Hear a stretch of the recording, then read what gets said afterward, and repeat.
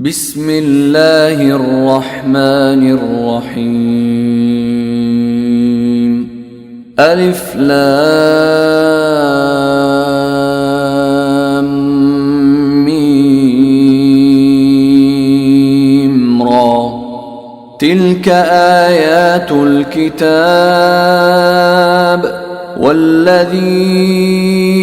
أنزل إليك من ربك الحق ولكن أكثر الناس لا يؤمنون. الله الذي رفع السماوات بغير عمد ترونها ثم استوى على العرش وسخر الشمس والقمر كل يجري لأجل مسمى يدبر الأمر يفصل الآيات لعلكم بلقاء ربكم توقنون. وهو الذي مد الأرض وجعل فيها رواسي وأنهارا ومن كل الثمرات جعل فيها زوجين اثنين يغشي الليل النهار إن في ذلك لآيات لقوم يتفكرون. وفي الأرض قطع متجاورات وجنات من أعناب وزرع ونخيل صنوان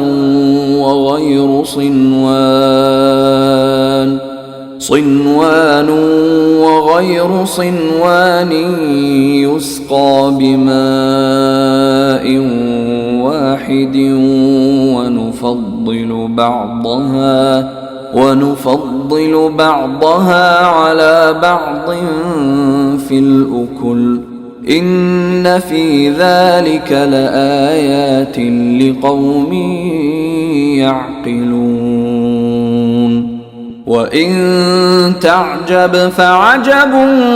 قولهم أإذا كنا ترابا أإنا لفي خلق جديد أولئك الذين كفروا بربهم وأولئك الأغلال في أعناقهم وأولئك أصحاب النار هم فيها خالدون. ويستعجلونك بالسيئة قبل الحسنة وقد خلت من قبلهم المثلات وإن ربك لذو مغفرة للناس على ظلمهم وإن ربك لشديد العقاب. ويقول الذين كفروا لولا أنزل عليه آية من ربه إنما أنت منذر ولكل قوم هاد الله يعلم ما تحمل كل أنثى وما تغيض الأرحام وما تزداد وكل شيء عنده بمقدار. عالم الغيب والشهادة الكبير المتعال سواء منكم من أسر القول ومن جهر به ومن هو مستخف بالليل ومن هو مستخف بالليل وسارب بالنهار له معقبات من بين يديه ومن خلفه يحفظونه من أمر الله إن الله لا يغير ما بقوم حتى يغيروا ما بأنفسهم وإذا أراد الله بقوم سوءا فلا مرد له وما لهم من دونه من وال هو الذي يريكم البرق خوفا وطمعا وينشئ السحاب الثقال ويسبح الرعد بحمده والملائكة من خيفته ويرسل الصواعق فيصيب بها من يشاء وهم يجادلون في الله وهو شديد المحال له دعوة الحق والذين يدعون من دونه لا يستجيبون لهم بشيء إلا كباسط كفيه إلى الماء ليبلغ فاه وما هو ببالغه وما دعاء الكافرين إلا في ضلال ولله يسجد من في السماوات والأرض طوعا وكرها وظلالهم بالغدو والآصال قل من رب السماوات والأرض قل الله قل أفاتخذتم من دونه أولياء لا يملكون لأنفسهم نفعا ولا ضرا قل هل يستوي الأعمى والبصير أم هل تستوي الظلمات والنور أم جعلوا لله شركاء خلقوا كخلقه فتشابه الخلق عليهم قل الله خالق كل شيء وهو الواحد القهار أنزل من السماء ماء فسالت أودية بقدرها فاحتمل السيل زبدا رابيا ومما يوقدون عليه في النار ابتغاء حلية أو متاع زبد مثله كذلك يضرب الله الحق والباطل فأما الزبد فيذهب جفاء وأما ما ينفع الناس فيمكث في الأرض كذلك يضرب الله الأمثال للذين استجابوا لربهم الحسنى والذين لم يستجيبوا له لو أن لهم ما في الأرض جميعا ومثله معه لافتدوا به أولئك لهم سوء الحساب ومأواهم جهنم وبئس المهاد أفمن يعلم أنما أنزل إليك من ربك الحق كمن هو أعمى إنما يتذكر أولو الألباب الذين يوفون بعهد الله ولا ينقضون الميثاق والذين يصلون ما أمر الله به أن يوصل ويخشون ربهم ويخافون سوء الحساب والذين صبروا ابتغاء وجه ربهم وأقاموا الصلاة وأنفقوا مما رزقناهم سرا وعلانية ويدرؤون بالحسنة السيئة أولئك لهم عقبى الدار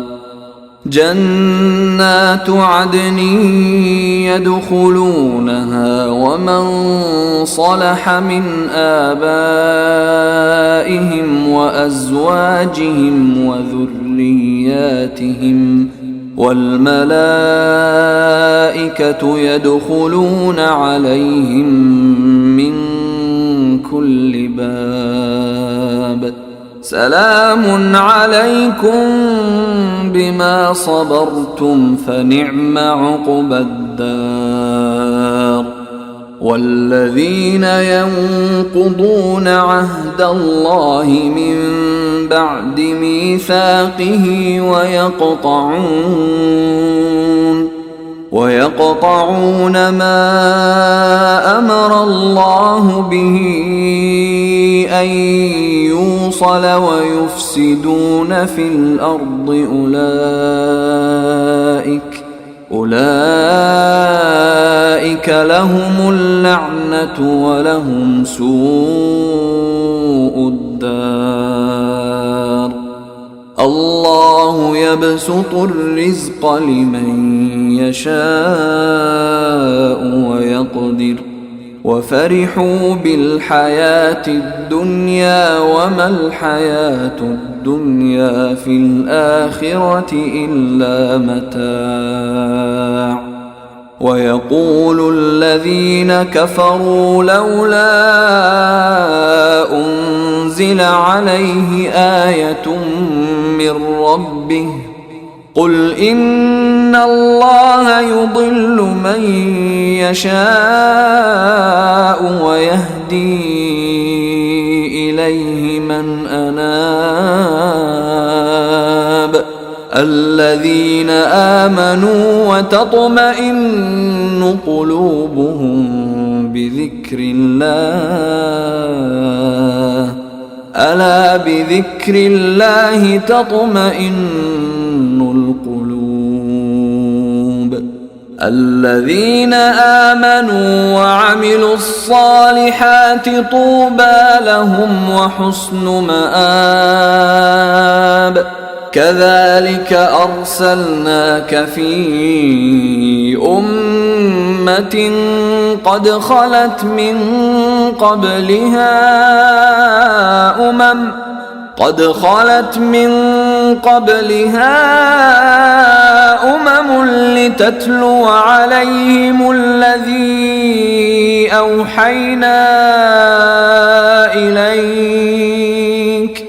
لتتلو عليهم الذي أوحينا إليك وهم يكفرون بالرحمن قل هو ربي لا إله إلا هو عليه توكلت وإليه متاب ولو أن قرآنا سيرت به الجبال أو قطعت به الأرض أو كلم به الموتى بل لله الأمر جميعا. أفلم ييأس الذين آمنوا أن لو يشاء الله لهدى الناس جميعا. ولا يزال الذين كفروا تصيبهم بما صنعوا قارعة أو تحل قريبا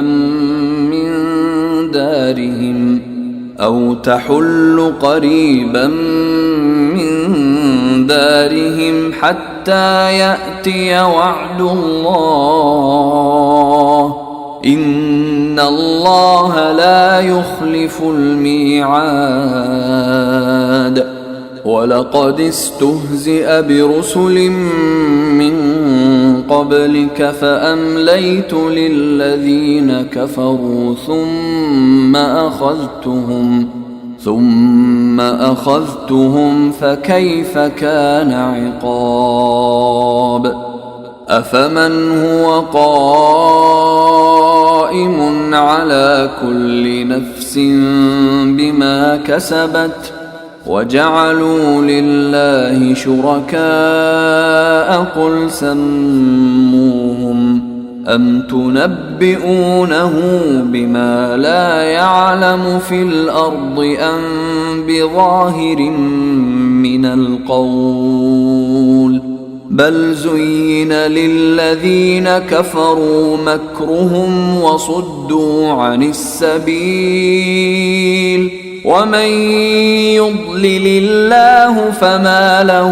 من هاد. لهم عذاب في الحياة الدنيا ولعذاب الآخرة أشق وما لهم من الله من واق. مثل الجنة التي وعد المتقون تجري من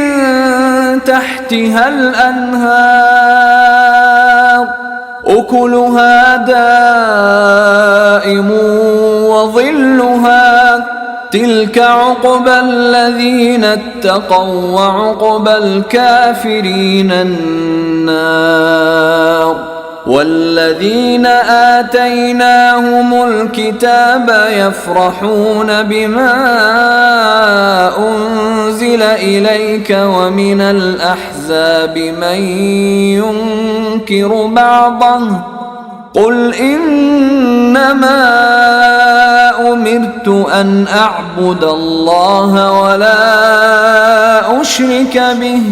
إليه أدعو وإليه مآب. وكذلك أنزلناه حكما عربيا ولئن اتبعت أهواءهم بعدما جاءك من العلم ما لك من الله من ولي ولا واق. ولقد أرسلنا رسلا من قبلك وجعلنا لهم أزواجا وذرية وما كان لرسول أن